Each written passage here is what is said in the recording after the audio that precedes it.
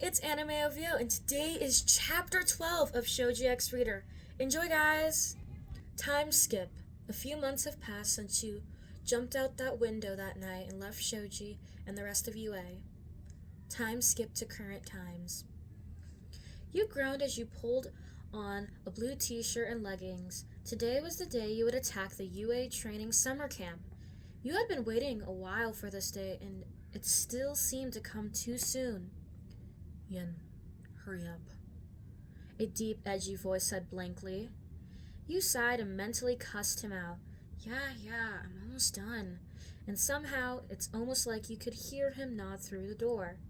After he left you, you continued to throw on a jacket you found buried deep in your closet. Then you realized it was Mizo's jacket. You sighed and twisted around in circles, debating whether or not you should wear the jacket. You eventually gave in and kept it on. You jogged from your room to the bar where everyone was meeting to leave. Everyone was there. Shigaraki, Dabi, Toga, Twice, everyone.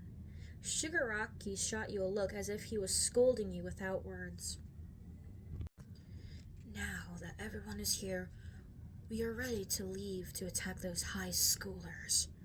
Everyone knows what they're doing. Everyone looked at each other, then nodded their heads. Shigaraki smiled. Now then, let's go. You just sat there, playing with the hem of your jacket. What if you saw Mizo here? It was your job to keep the coast clear of any of the students who tried to attack the league. You were bound to see someone. Yin-chan, what are you thinking about? You were snapped back to reality by Himiko, who had the same smiling face as always. You shook your head and smiled at her. Nothing, thanks for asking though. She nodded and turned her attention back to the UA students below. All of a sudden, the forest set on fire. You looked around for Dabi, but he was nowhere to be seen. He must have left while I was thinking, you thought to yourself. You left as well. If a villain was already down there, you needed to protect them. You jumped down and began following the fire trails. Wherever they led must be where Dabi's at. You almost walked in on Himiko and Ochako and Asu fighting, but you quickly stopped yourself just in time and went the other way. After walking for about 10 minutes, you felt something was following you, but you ignored it and moved on, but the feeling was still there. You turned around and scoffed, Who's there? Show yourself! But nobody answered. I know you're... A hand quickly grabbed your mouth. You panicked and threw whoever was there over your head and quickly spun around. You saw Katsuki laying on the floor, recovering from the throw. You stifled a gasp and looked down on him. What do you want? He looked up at you. He looked happy? He got up and embraced you in a large hug. You were hesitant not to throw him over your head again, but you just stayed there and let it happen. This was so unlike him, though. When he let go, he looked up at you, practically with tears in his eyes. Why did you? Your voice was cut off by his. Because everyone missed you. You looked down, feeling really guilty. You should hate me. You know, and I personally don't like your soft side, you said, not meeting his gaze.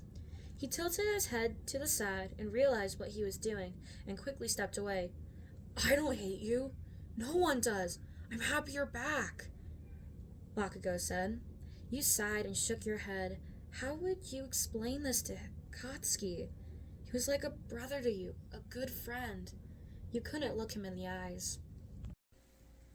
Katsuki, I'm not back, and I'm not staying, you said. His bright expression turned into a very dark one very quickly. Then why are you here? Your eyes widened. You couldn't tell him that you were in the league. There was no way. So you quickly ran. He looked surprised and chased after you. You eventually lost him and leaned up against a tree. And of course, Tokeyami and Mizo were there. Tokeyami had lost control of his powers and was attacking Mizo. It was painful for you just to sit and watch him get attacked like that.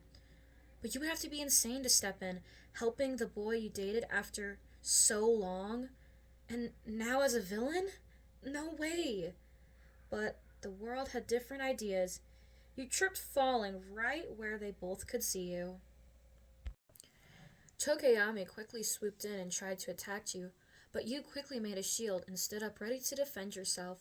He attacked you over and over again, but you blocked it, and quickly ran over to the forest path. Mizo grabbed your arm as you were running away. You looked at him, scared to see what he would say. But he didn't say anything. He just stood there and looked at you, his eyes tearing up despite the pain you could tell he was in.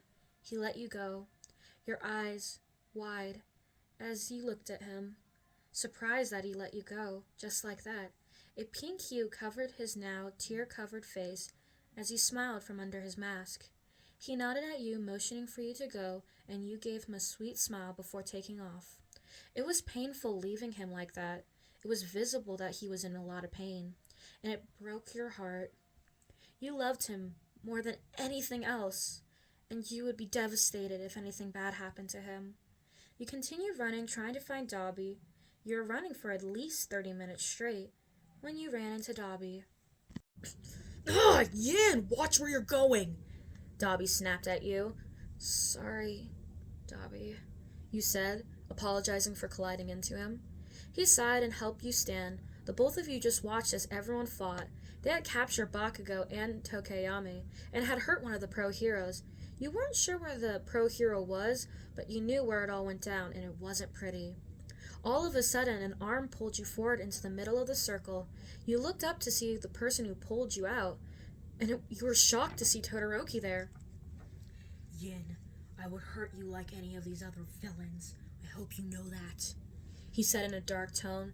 There was no friendly, kind Todoroki voice anymore, just harsh, cold, mean.